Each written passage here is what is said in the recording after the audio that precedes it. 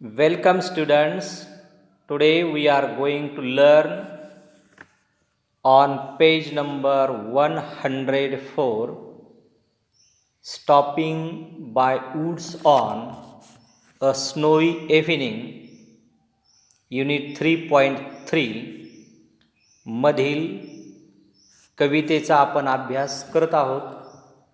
त्या अभ्यासामध्ये प्रथमतः पान नंबर 101 वरती चिटचॅटचा भाग आपण पाहिला. 102 पान नंबरवरती कविता ही अभ्यासली. 103 पान नंबरवरती इंग्लिश वर्कशॉप पण आपण पाहिलेला आहे.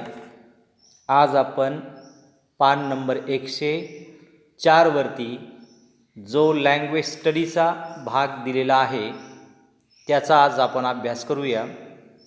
सर्व विद्यार्थ्यांनी ध्यानपूर्वक लक्षपूर्वक पुस्तकामध्ये पहा, काळजीपूर्वक ऐका आणि समजावून घ्या. Number 6, match the lines of the poem with their figure of speech. Match the lines of the poem with their figures of speech. भाषेचे अलंकारमध्ये ग्रुप ए आणि ग्रुप बीची जोडी लावा आणि ते वर्गपाठामध्ये लिहून काढा. नंबर 1, हुज वूड्स आर और whose woods these are I think I no.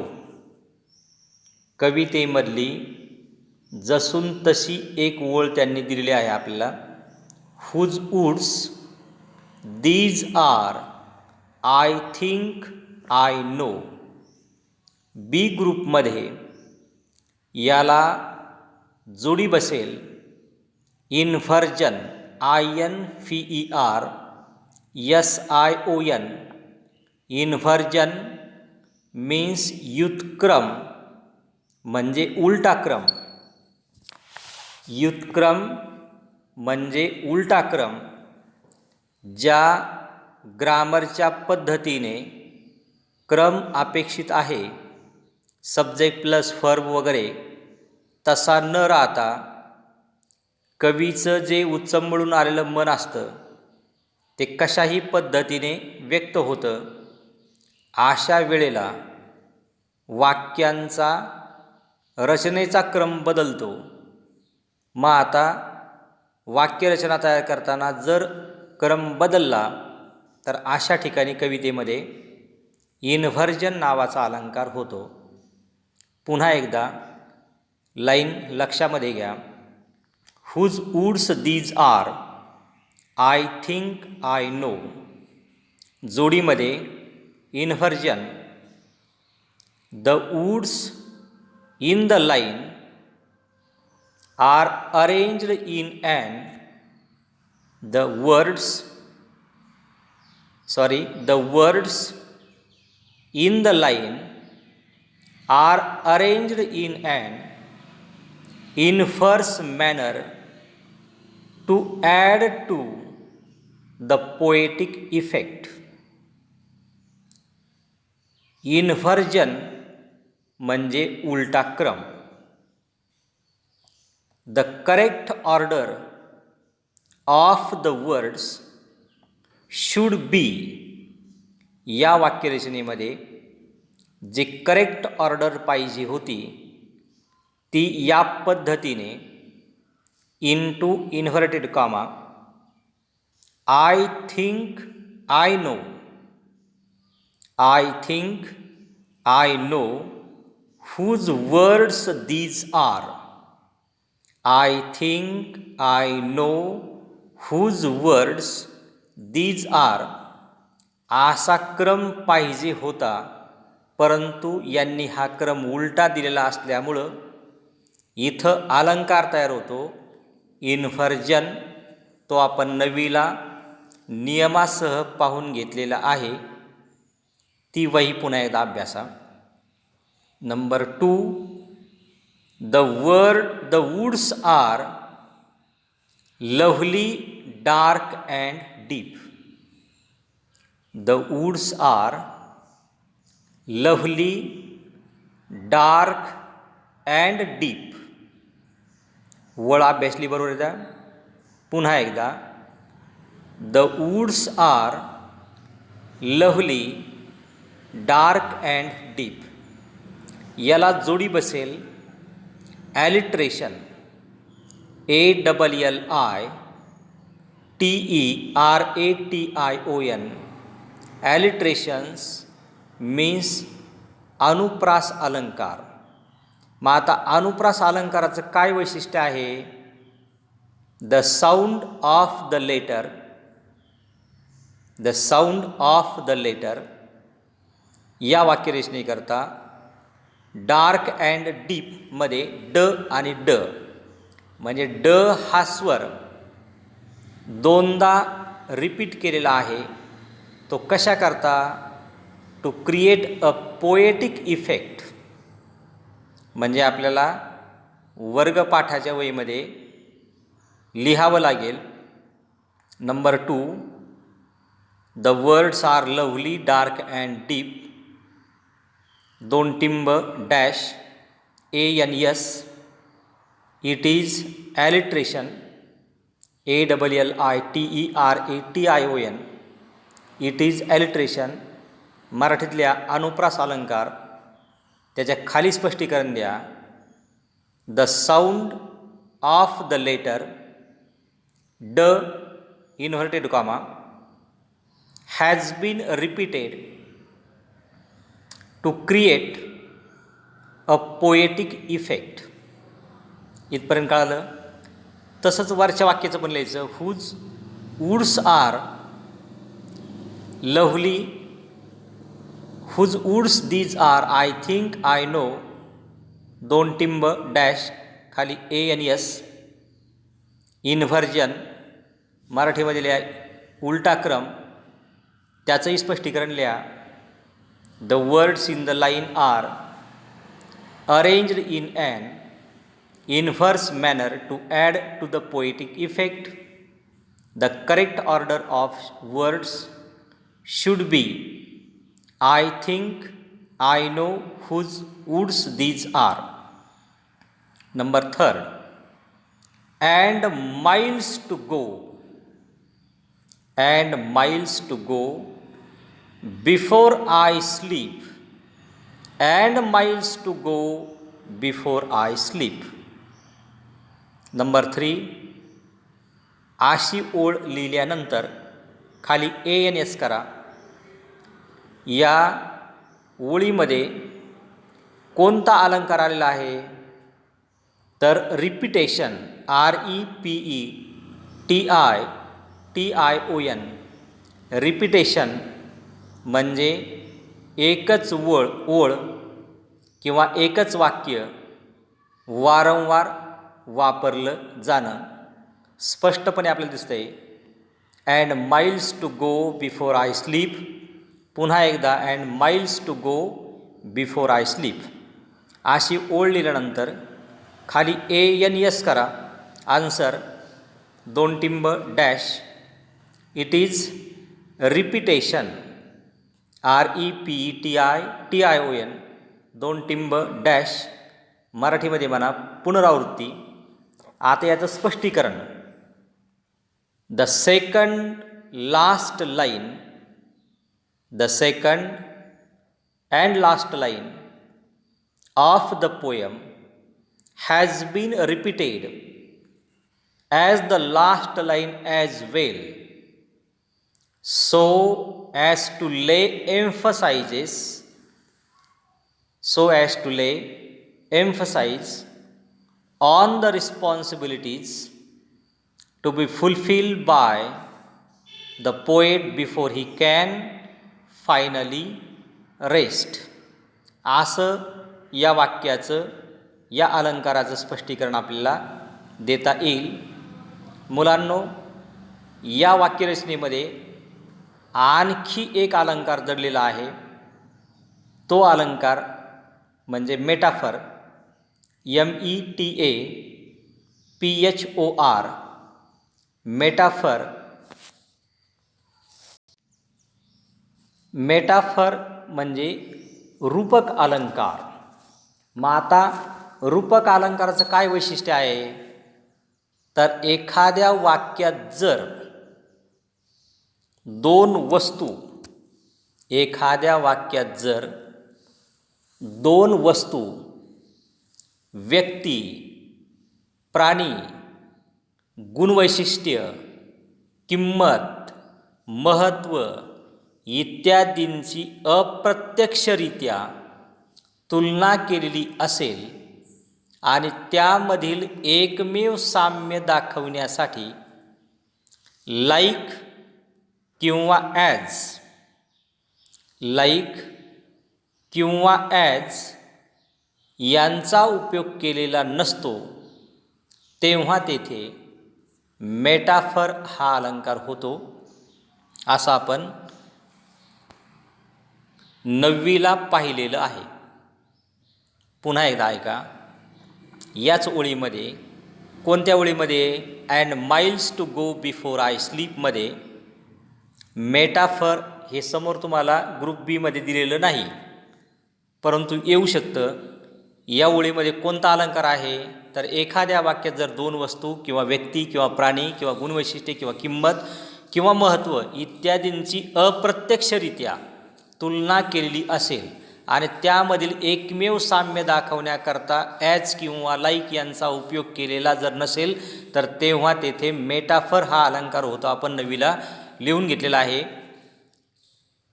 त्याचे उदाहरणं पण लिहून घेतले आहेत. शिवाजी महाराज सिंह होते. The camel is the ship of desert and time is money. त्याच पद्धतीचं and miles to go before I sleep हे वाक्य पण रूपक अलंकार दाखवत आहे. तर here miles stand for, here या ओळीमध्ये MILES miles stand for the journey of life, म्हणजे माईल हा शब्द जीवनाच्या प्रवासाकरता वापरलेला आहे. And sleep stands for death, sleep हा शब्द डेथ हा दर्शवत आहे. म्हणजे लाईक अँड ॲजचा उपयोग न केल्यामुळं ह्या दोन ओळी रूपक अलंकारामध्ये अगदी व्यवस्थित बसतात. Miles stand for journey of life and sleep stand for death, असंही आपल्याला ॲडिशनल लिहिता येईल. शेवटची लास्ट अँड बेस्ट ओळ, my little horse must think it queer. My little horse must think it queer, माझ्या लहान घोड्याने बारकाईने विचार केलाच पाहिजे. या ओळीमध्ये अलंकार वापरलेला आहे पर्सॉनिफिकेशन. मग आता आपल्याला नंबर 4 असं म्हणायचं. ओळ लिहायची, my little horse must think it queer, 2 टिंब डॅश मारा, खाली ANS करा, उत्तर लिहा.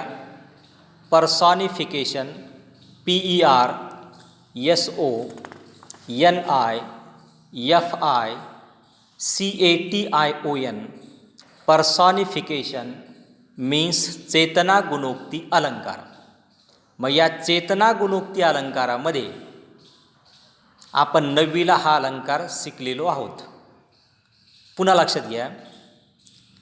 एखाद्या वाक्यात जर निर्जीव वस्तू, मानवेतर प्राणी किंवा वनस्पती किंवा पक्षी किंवा फूल इत्यादींना मानवी गुण दिलेले असतात किंवा त्यांना मानवासारखे वागताना दाखवलेले असते, तेव्हा तेथे पर्सॉनिफिकेशन हा अलंकार होतो.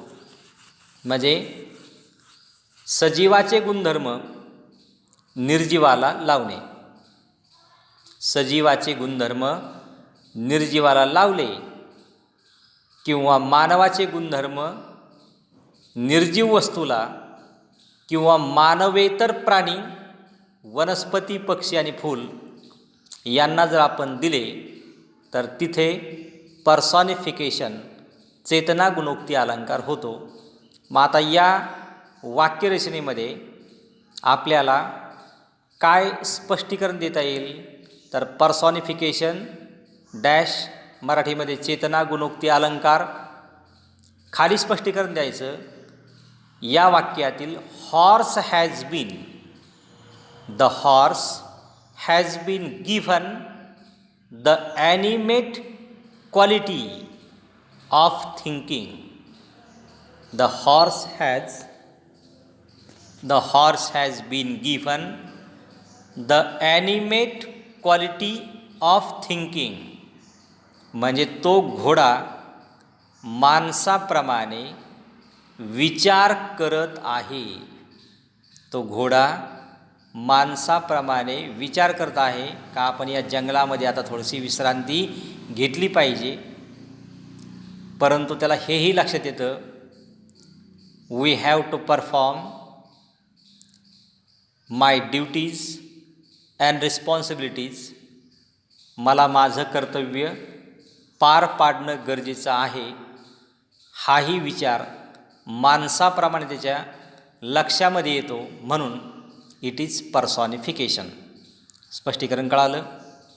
एकदम व्यवस्थित सुंदर हस्ताक्षरामध्ये लिहून घ्या. Number 7, match the words given in group A with their meaning in group B. A कॉलमची जोडी ही बी कॉलमशी जुळवा. Number A, mistake, downy flakes, woods आणि क्युअर. बी गटाशी जोडी जुळवताना strange, ice, error, jungle, soft snow falling. मग आता मिस्टेक म्हणजे चूक, याला आपण निवडला एरर. डाउनी फ्लेक्स म्हणजे सॉफ्ट स्नो फॉलिंग. वूड्स म्हणजे जंगल आणि क्युअर मीन्स स्ट्रेंज किंवा विचित्र. मग हाही भाग वर्गपाठामध्ये छान पद्धतीने लिहा. इथपर्यंत समजलं? Number 8, complete the following web diagrams by adding suitable describing words in the boxes. One has been done for you. मग आता वेब डायग्रॅम खालील पद्धतीने तो असतो. तर तिथे आपल्याला काय करायचं आहे, तर विंड या नामाबद्दल, डिस्क्रायबिंग वर्ड्स आणि इव्हिनिंग या नामाबद्दलसुद्धा डिस्क्रायबिंग वर्ड्स आपल्याला कवितेमधून घ्यावयाचे आहेत. तर विंड, तर वेस्ट अँड ईस्ट विंड आहे. कोल्ड अँड हार्श विंड आहे.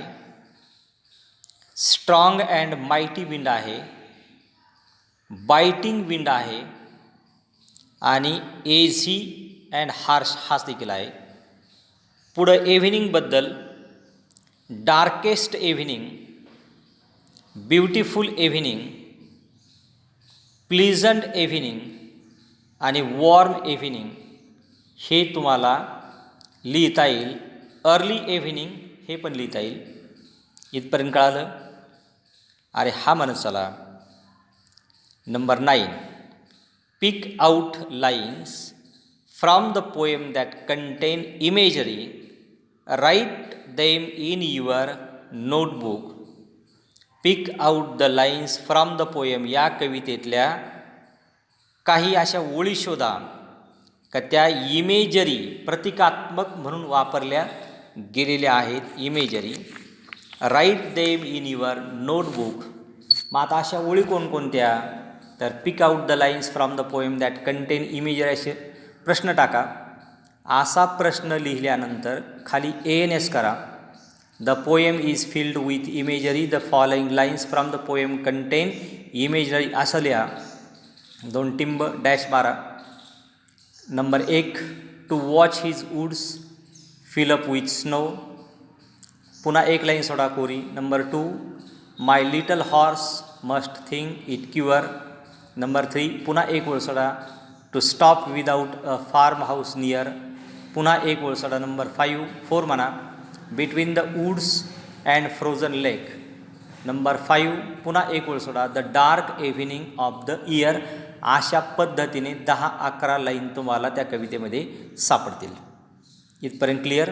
Number 10 prepare a set of questions to interview. Prepare तयार करा. अ सेट ऑफ क्वेश्चन्स प्रश्नांचं एक संच तयार करा का जो तुम्हाला इंटरव्ह्यू म्हणजे मुलाखत घेण्याकरता उपयोगी पडेल. मग आता त्यांनी विषय दिले.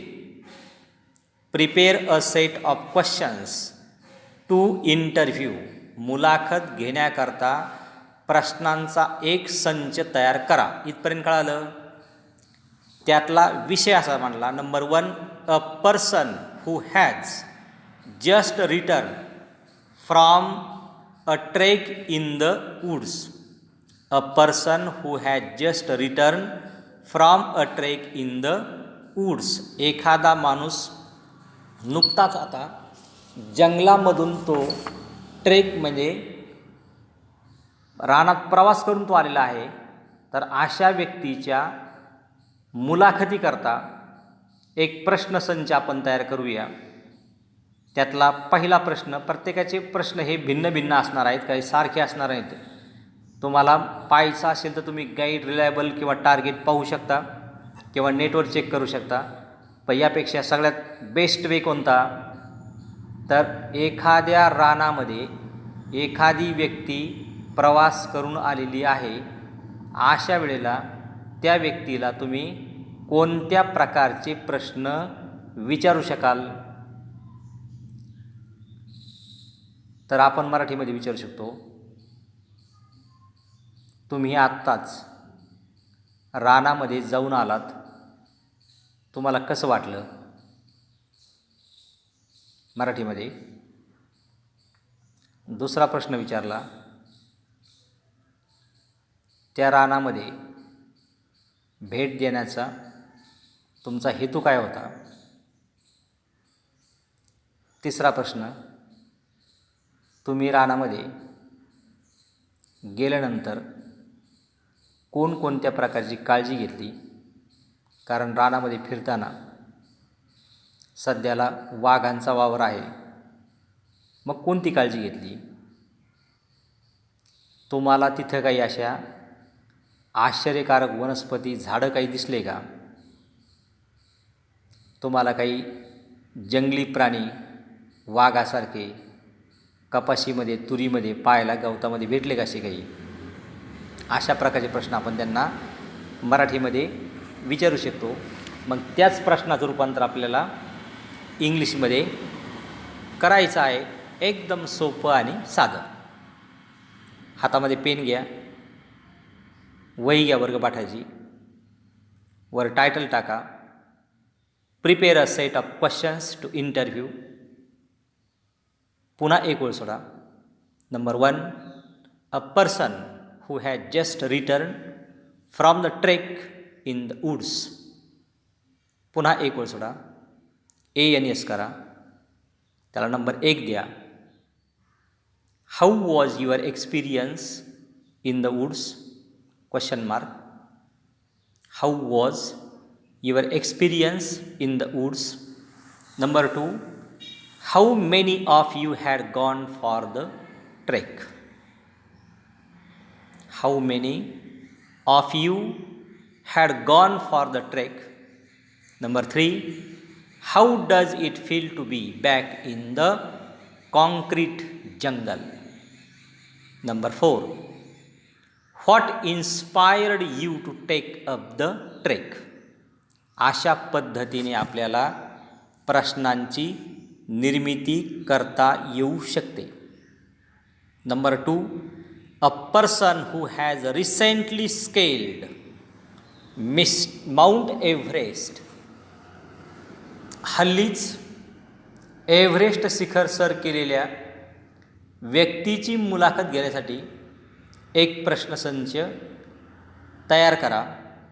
मग आता अलीकडे नुकतंच एका व्यक्तीने हिमालयामधलं जे माउंट एव्हरेस्ट आहे, सगळ्यात उंच शिखर, त्याच्यावरती तो गेलेला आहे आणि पुन्हा मागं आला, म्हणून त्याला आपण काही उत्सुकतेने प्रश्न विचारूया. तर मग त्याचे हे उत्तरं प्रश्न तुम्ही तयार करू शकता तुमच्या नॉलेजमध्ये अधिक भर पडण्याकरता. एखादा प्रश्न, how did you come to decide to take up this difficult challenge? How does it feel to you? Has any mountaineer been your inspiration or guide? अशा प्रकारचे अनेक प्रश्न तुम्हाला त्याला विचारता येतील. मग आता पान नंबर 104 वरील सर्व माहिती प्रत्येकाला व्यवस्थित कळली का? जर कळली असेल तर वर्गपाठाच्या वहीमध्ये लिहिण्याकरता तुम्हाला भरपूर स्कोप, भरपूर वाव आहे. प्रत्येकाने प्रामाणिकपणे कवितेचा अभ्यास करा.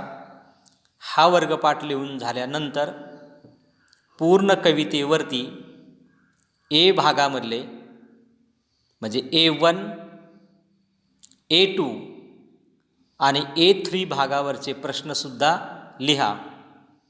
ते संपल्यानंतर सगळ्यात शेवटचा प्रश्न येईल तुमच्याकरता, ॲप्रिसिएशन ऑफ द पोयम. या कवितेचं रसग्रहण करा. मग कवितेचं रसग्रहण करताना वर टायटल द्यायचं, ॲप्रिसिएशन ऑफ द पोयम, अवतरण चिन्हामध्ये stopping by woods on a snowy evening असं लिहा. खाली एक वेळ सोडा. समासालागत आपण जसं फळ्यावरती लिहितो त्या पद्धतीने title, poet, theme or central idea, rhyming scheme, figure of speech, special features, favourite line आणि why I like the poem या जुन्या पद्धतीने आपण काय करूया, पूर्ण कविता अभ्यास करू.